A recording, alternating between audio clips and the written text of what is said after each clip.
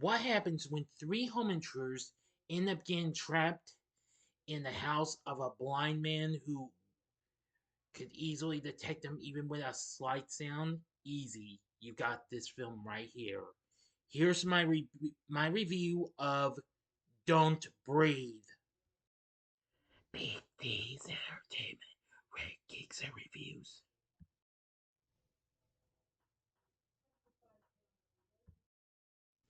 So, greetings, my fellow YouTubers, and welcome to Big D's Entertainment Rankings and Reviews.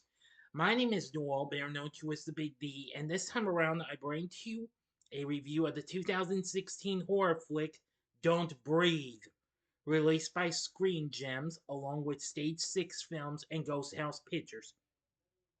Directed by Fede Alvarez, who also co-wrote the script with Rodo Sayugis. If I mispronounced that, I apologize.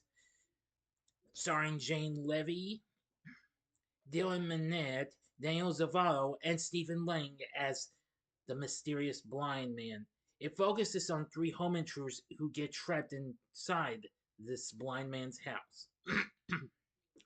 The film was released on August 26, 2016, about a half a year after it made its premiere at the South by Southwest Film Festival. It eventually became a big success for the studio. Now, it was originally to be titled A Man in the Dark, but after recently doing the Evil Dead requel in 2013, Fede Alvarez decided the project would have less blood and an original storyline with more suspense and no dependence on supernatural elements, which he felt were overused after doing that. So, gave us this film. All right, here's our story.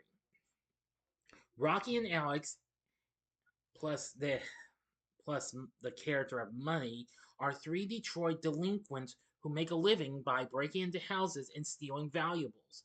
Rocky longs to move to California with her younger sister Diddy and escape from their abusive mother and her alcoholic boyfriend.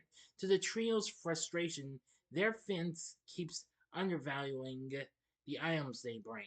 Money receives a tip from their fence that Gulf War veteran Norman Nordstrom, credited as the blind man, has $300,000 in cash in his house in an abandoned Detroit neighborhood. It was reportedly a settlement after a wealthy young woman named Cindy Roberts killed Norman's daughter in a car accident.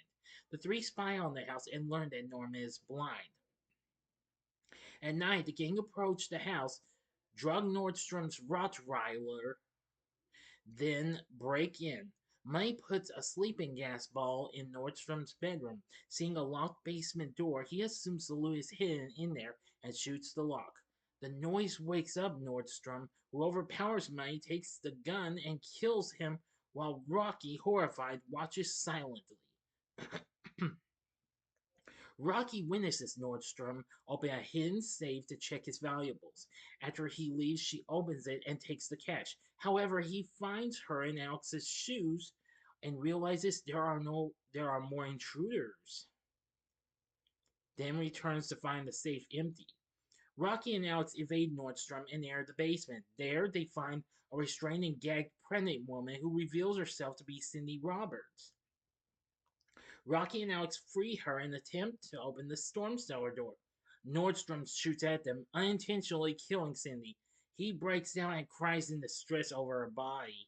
Nordstrom then shuts off the lights, plunging the basement into darkness. After a blind chase and struggle, Alex knocks him out and they flee upstairs. After blocking the basement door, they encounter the dog who has awakened and flee into the bedroom. Rocky escapes the room, through a ventilation duct, while Alex falls out of a window onto a skylight and is knocked out. When he awakens, Nordstrom shoots out the skylight, corners him in the utility room, and stabs him with a pair of garden shears. The dog pursues Rocky through the vents before she is captured by Nordstrom. Now I'm going to do the final act and the ending together. As always, you know the procedure. You have 5 seconds to stop this video. Go to the description box below and fast forward to the time below as I count down now. If you've seen this movie already, please continue. Okay, you've been warned. Rocky wakes up restrained in the basement. Nordstrom reveals that Cindy was pregnant with a replacement for his daughter. He then prepares to artificially inseminate her using a turkey baster, promising to let her go after she gives him a child. Alex, who survived by tricking Nordstrom into stabbing Money's corpse, saves Rocky and handcuffs Nordstrom. Rocky and Alex try to leave through the front door. Nordstrom breaks free and shoots Alex dead. Rocky flees as the dog pursues her. She traps it in her car trunk, but gets captured again by Nordstrom. After being dragged back inside his house, she disorients him by setting off the alarm system, then hits him repeatedly in the head with a crowbar and pushes him into the basement. The gun fires into Nordstrom's side as he falls. Believing him dead, Rocky escapes before the police arrive. Later, Rocky and Diddy see a news report about the incident. Nordstrom, who is recovering in the hospital and in stable condition, is reported to have killed two intruders, Alex and Money, in self-defense. He has not mentioned Rocky, Cindy, or the stolen cash. It's Rocky and Diddy board a train to L.A. End of story. So what did I think of Don't Breathe? Well, I've seen this a few times, and I'm gonna say this wasn't too bad of a film. I actually kind of liked it. Very suspenseful for a horror flick. The suspense really built up every time, around every corner, and what have you. This film got good reviews and what have you.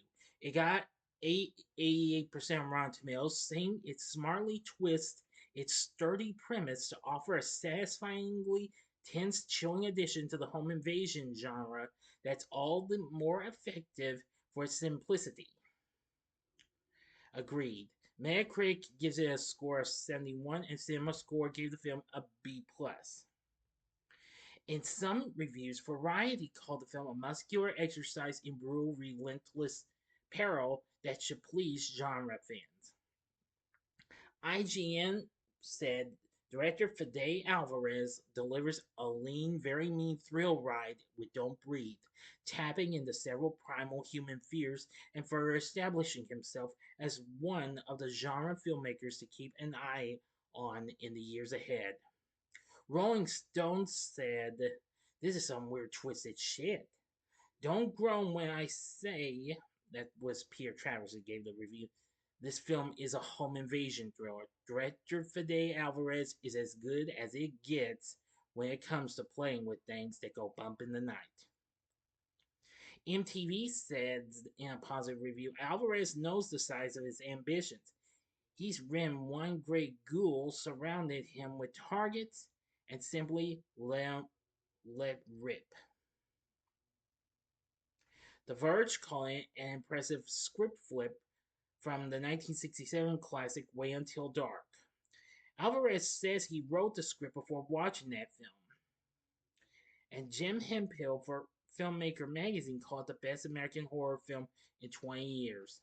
This film, despite its low production budget of 9.9 million, the film became a sleeper hit and was considered a large financial success. It went on to make 157 million worldwide against its $9.9 million budget. And eventually, it was a success. And for Sony, who of course owns Screen Gems, it became their second late summer surprise hit of 2016 after Sausage Party. But I'm gonna say this was just so good that I have to say this was just so incredible. It did well and eventually got a sequel. But unfortunately, it was, to be honest, had mixed reviews though, and it wasn't as successful. I'll explain more when I review this film later in the week. But I do like the twists and turns and the suspense and thrills you get from this film. Fede Alvarez did an exceptionally good job, since I have seen his requel of Evil Dead.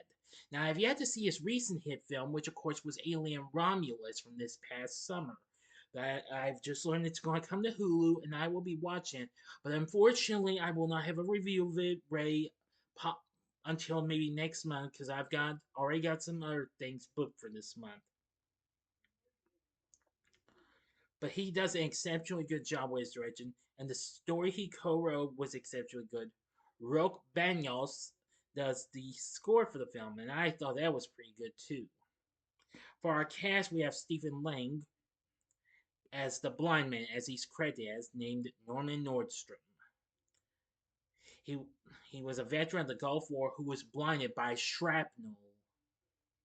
Yeah, I've got to say, he was the big star of this movie. Definitely. I really loved his performance. Jane Levy played Rocky, and I'm saying she was very good. Dylan Minnette played Alex. Very good. And Daniel Zaval played Money. Yeah, that's a memorable name for a character. Anyway, the cast is pretty good too.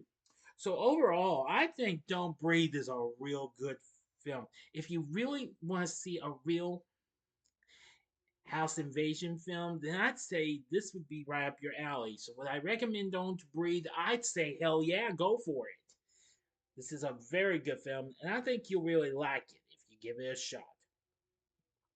Definitely.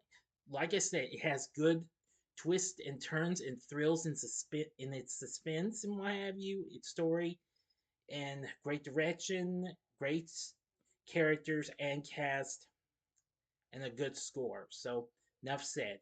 So what did you think of Don't Breathe? Let me know in the comments section below. If you like this video, click the like button, subscribe, and be a part of the Big D Nation. Continue to help support my channel, make it grow, and make the views grow. Join me next time when I bring to you a review of Claws for its anniversary. So if you like this, check out my reviews for some of these other films that have a little bit of home invasion in them. In the upper left-hand corner is my review of Fear, which that's a good film. In the upper right-hand corner is my review of a recent hit film that kind of may not factually be a house invasion film, but it does have a suspenseful feel to it, though, with a monster, though, and that's Barbarian. And it's spoiler-free. Or if you would like maybe a recent film that involves someone blind, dare I say, aliens, see my spoiler-free review of A Quiet Place Day 1, prequel to the first two installments of A Quiet Place. And the bottom right-hand corner is the button you can click to subscribe. If you like rankings and reviews on movies, TV, music, video games, etc., then I'm your guy. Thanks for watching. Until next time, I'm the Big D saying, see ya.